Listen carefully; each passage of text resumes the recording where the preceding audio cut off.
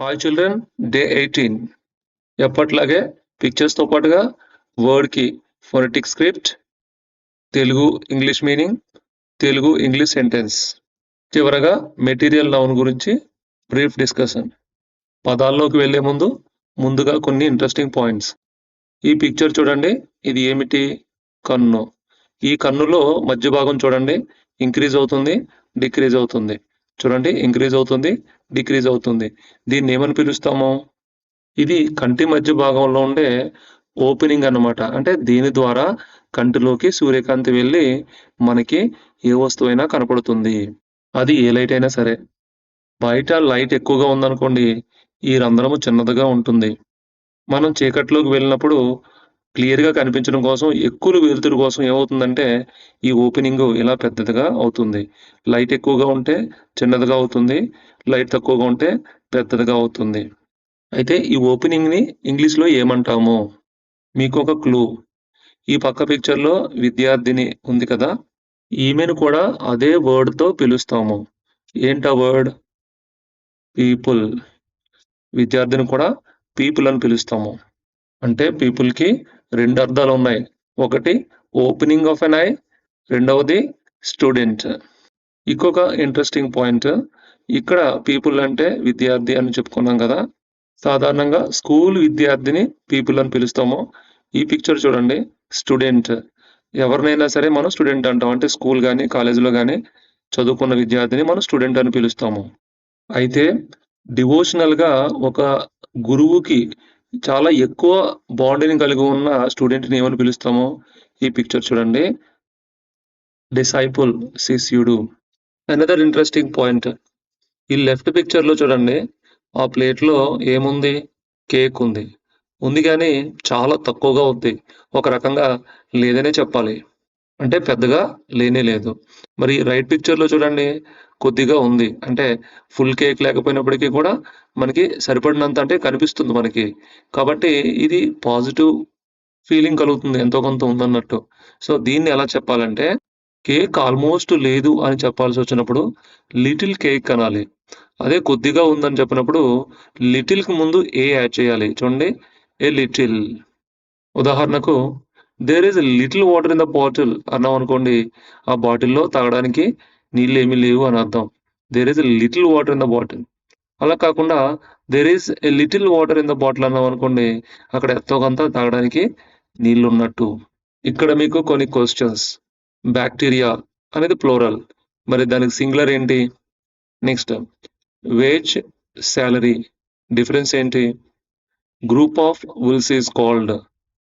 Next group of workers in a ship is called. వీటిలో మీకు తెలిసిన సమాధానాన్ని ఇప్పుడే కామెంట్ చేయండి. అలాగే అన్ని సమాధానాలు కూడా లెసన్ ముందుకెళ్ళే కొద్దీ తెలుస్తుంది. ఇప్పుడు మనం పదాలన్నీ వరుసగా చూద్దాం. Actress, women who acts in films or plays. నటి, the actress won an award. ఆ నటి అవార్డు గెలుచుకుంది. Next ask, to question or to request. అడగడం. I asked her name. నేను ఆమె పేరు అడిగాను. He asked me to wait. అతను నన్ను వేచి ఉండమని అడిగాడు. అంటే సెకండ్ సెంటెన్స్ రిక్వెస్ట్ అనమాట. Next century. సెంచరీ 100 ఇయర్స్, శతాబ్దం. 100 రన్స్ ఇన్ ఏ క్రికెట్, 100. ఏదైనప్పటికీ కూడా 100 అయితే మనం సెంచరీ అంటుంటాము. We live in the 21st century. మనం 21వ శతాబ్దంలో ఉన్నాం. He scored a century. అతను శతకం సాధించాడు. ఫ్యాంటాస్టిక్, ఎక్సలెంట్, అద్భుతమైన. The movie was fantastic. సినిమా అద్భుతంగా ఉంది. Fantastic. Next from, starting point or source. నుండి. ఫ్రమ్ అంటే నుండి. I came from Delhi. నేను ఢిల్లీ నుండి వచ్చాను. Garden, place with plants and flowers. తోట, గార్డెన్, తోట. This is our garden. ఇది మా తోట. Happen, to occur are take place. జరగడం. What will happen next. తర్వాత ఏం జరుగుతుంది? What will happen next. తర్వాత ఏమి జరుగుతుంది? లిటిల్, స్మాల్ ఆర్ యంగ్, చిన్నది, నాట్ మచ్, తక్కువ. She has a little house, ఆమెకు చిన్న ఇల్లు ఉంది. ఇది కొంతవరకు పాజిటివ్ మీనింగ్ ఇస్తుంది. ఈ సెంటెన్స్ చూడండి, వి హ్యావ్ లిటిల్ టైమ్, మనకు సమయం తక్కువగా ఉంది అంటే పెద్దగా సమయం లేదని అర్థం. ఇక్కడ లిటిల్ ముందు మనం ఏ పెట్టలేదు. వి హ్యావ్ లిటిల్ టైమ్ అంటే పెద్దగా సమయం లేదని అర్థం. ఇది నెగిటివ్ మీనింగ్ ఇచ్చింది. మనం వేరే ఎగ్జాంపుల్లో కూడా చూసాం. మనం ఈ ఎగ్జాంపుల్లో చూసాం. Onion, onion a kind of vegetable. ఉల్లిపాయ, I cut an onion for curry. I cut an onion for curry. నేను కూర కోసం ఉల్లిపాయ కోసాను. ఇక్కడ కట్ అంటే కోసాను. Adopt, take a child legally, దత్తత తీసుకొను. వేరే సందర్భంలో యాక్సెప్ట్ ఆర్ స్టార్ట్ యూజింగ్, స్వీకరించడం. ఎగ్జాంపుల్ చూడండి, they adopted a baby. They adopted a baby, వారు ఒక బిడ్డను దత్తత తీసుకున్నారు. ఇక్కడ చూడండి, new rules. The school adopted new rules. ఇక్కడ అడాప్టెడ్ అంటే కొత్త రూల్స్ మొదలు పెట్టారు లేదా కొత్త రూల్స్ వాళ్ళు యాక్సెప్ట్ చేశారు ఆ స్కూల్ వాళ్ళు. ద పాఠశాల కొత్త నియమాలు స్వీకరించింది. ఆల్టర్, టు చేంజ్ స్లైట్లీ, మార్చడం. ఆల్టర్ అంటే మార్చడం. షీ ఆల్టర్డ్ హర్ డ్రెస్, ఆమె తన దుస్తులకు మార్పు చేసింది. ఇక్కడ మార్చడం అంటే కొద్దిగా మార్చడం అనమాట. అంటే సరిపోకపోతే డ్రెస్లో ఏమైనా మార్పులు చేయాల్సి వస్తే అలా చేయడాన్ని ఆల్టర్ అంటాము. అది ఏదైనప్పటికీ కూడా ఒక డాక్యుమెంట్ తయారు చేసాము, దాంట్లో మార్పులు చేయాలనుకోండి, అలా చేసాం అనుకోండి, దాన్ని మనం ఆల్టర్ అంటాము. Next, crew, group of people working on ship or plane. ఇందాక మనం అనుకున్నాం, క్వశ్చన్ చేశాను కదా క్రూ అంటే ఏంటని. షిప్ లో పనిచేసే వాళ్ళని ఏమంటామని క్వశ్చన్ చేశాను కదా. So group of people working on ship is called crew. ఒక్కోసారి జనరల్ సెన్స్ లో కూడా సిబ్బంది అని చెప్పడానికి క్రూ అనే పదం వాడుతుంటాము. The ship's crew worked hard, నౌక సిబ్బంది కష్టపడ్డారు. డ్రాగ్, పుల్ విత్ ఎఫోర్ట్, లాగడం లేదా కంటిన్యూ స్లోలీ, నత్తనడకగా సాగడం, చాలా స్లోగా జరగడం అనమాట. రెండు అర్థాలు ఉన్నాయి. ఒకటి చూడండి, he dragged the box. He dragged the box, అతను పెట్టెను లాగాడు. ఇది లాగడం. నెక్స్ట్ చూడండి, ద మీటింగ్ డ్రాగ్డ్ ఆన్, సమావేశం ఎక్కువసేపు సాగింది. సో ఇక్కడ సెకండ్ మీనింగ్ వచ్చేసి కంటిన్యూ స్లోలీ, చాలా స్లోగా జరగడం అనమాట. ఫర్గివ్, స్టాప్ బీయింగ్ యాంగ్రీ, క్షమించడం. ప్లీజ్ ఫర్గివ్ మీ, నన్ను క్షమించండి. గమనించండి, ఫర్గెట్ అంటే మర్చిపోవటం, ఫర్గివ్ అంటే క్షమించడం. మినరల్, న్యాచురల్ ఇన్ఆర్గానిక్ సబ్స్టెన్స్ లేదంటే బాడీ న్యూట్రియంట్, ఖనిజం. అంటే ఈ వర్డ్ ఎలా వచ్చిందంటే మైన్స్ నుంచి, అంటే భూమి లోపల పొరల నుంచి తీసే వాటిని మనం మినరల్స్ అంటూ ఉంటాం అనమాట. గని నుంచి వచ్చింది కాబట్టి ఖనిజం అయ్యింది ఇది. Iron is a mineral. Iron is a mineral, ఇనుము ఒక ఖనిజం. దిస్ వాటర్ హ్యాస్ మినరల్స్, ఈ నీటిలో ఖనిజాలు ఉన్నాయి. అంటే ఖనిజ లవణాలు అంటాం కదా, ఖనిజాలు ఉన్నాయి. Next, owe, owe, have to pay, బాకీగా ఉండడం అంటే రుణపడి ఉండడం. I I owe him 500 rupees. I owe him 500 rupees, నేను అతనికి 500 బాకీగా ఉన్నాను. నెక్స్ట్, పీపుల్, పీపుల్ స్టూడెంట్, విద్యార్థి. The pupil wrote the answer, విద్యార్థి సమాధానం రాశాడు.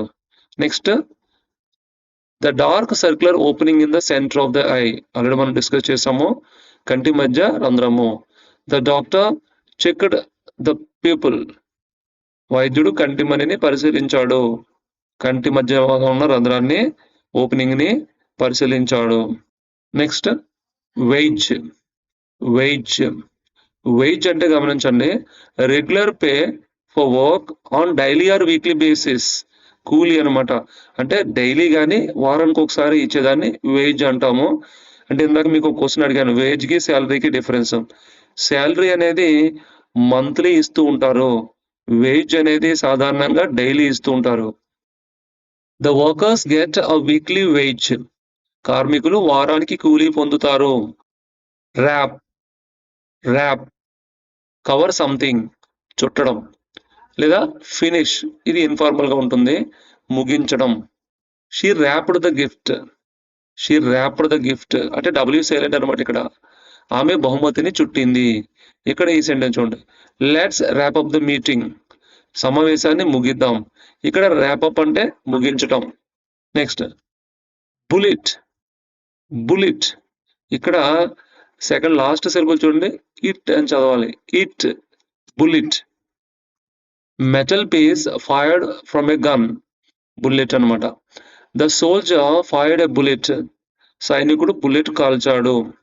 Bacteria bacteria a type of single celled organisms, ఒక రకమైన ఏకకణ జీవులు. బ్యాక్టీరియా కాజ్ ఇన్ఫెక్షన్స్, బ్యాక్టీరియా ఇన్ఫెక్షన్లకు కారణం అవుతాయి. ఇక్కడ చూడండి, బ్యాక్టీరియా అనేది ప్లూరల్, బ్యాక్టీరియం అనేది సింగులర్. ఇందాక మీకు క్వశ్చన్ చేశాను కదా, సింగులర్ ఏంటని, bacterium. Deny say not true అంటే ఇంకో అర్థం రిఫ్యూజ్ పర్మిషన్. వీటి అర్థం చూడండి, తిరస్కరించటం. అంటే మొదటి మీనింగ్ సే నాట్ ట్రూ అంటే కాదు, తప్పు అని చెప్పడం అనమాట. Second meaning refuse permission. He denied the rumour, అతను వదంతుని తిరస్కరించాడు, తప్పు అని చెప్పాడు అనమాట.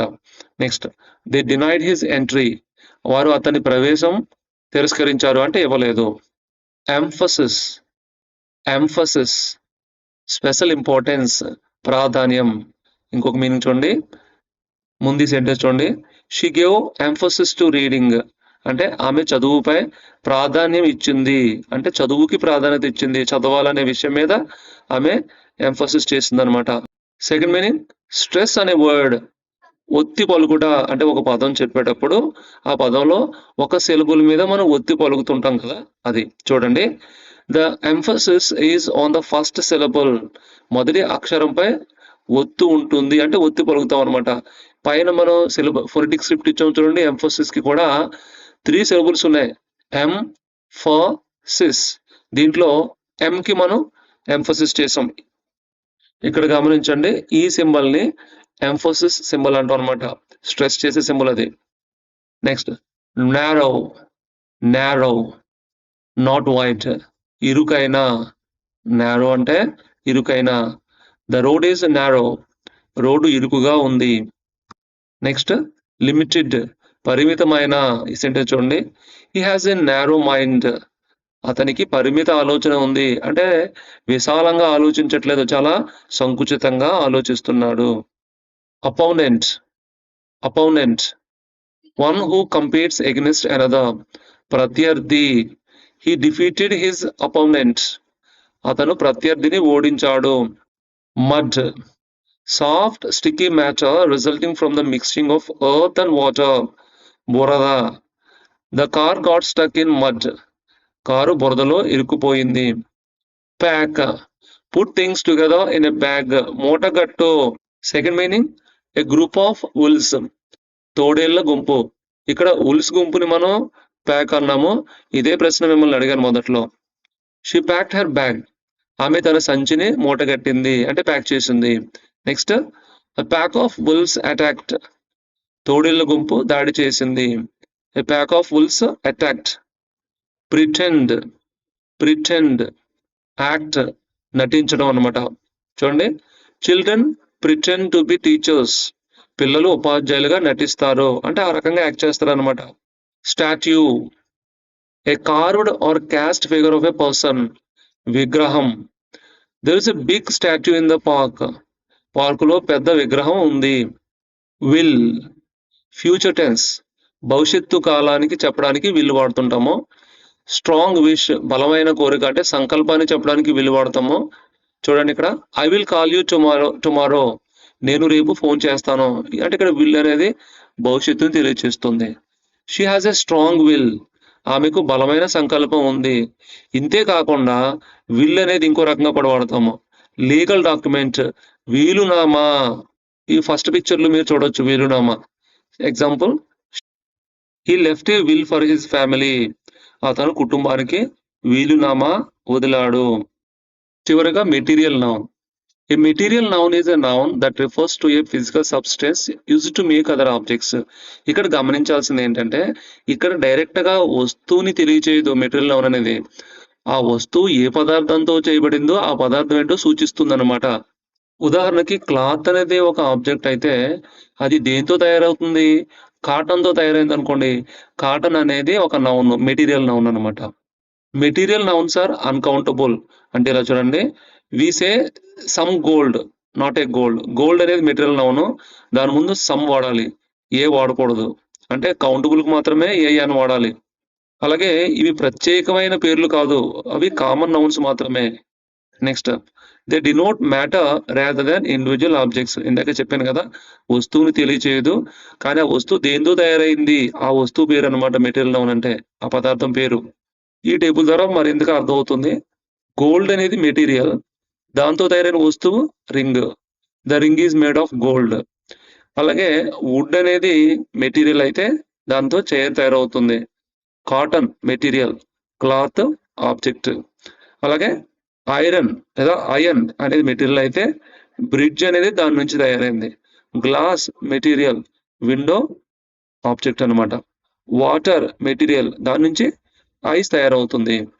ఈరోజు లెసన్ పూర్తయిందండి. Thank you. ఈ వీడియోని లైక్ చేయండి, కామెంట్ చేయండి, షేర్ చేయండి. మా ఛానల్‌ని సబ్స్క్రైబ్ చేసుకోండి.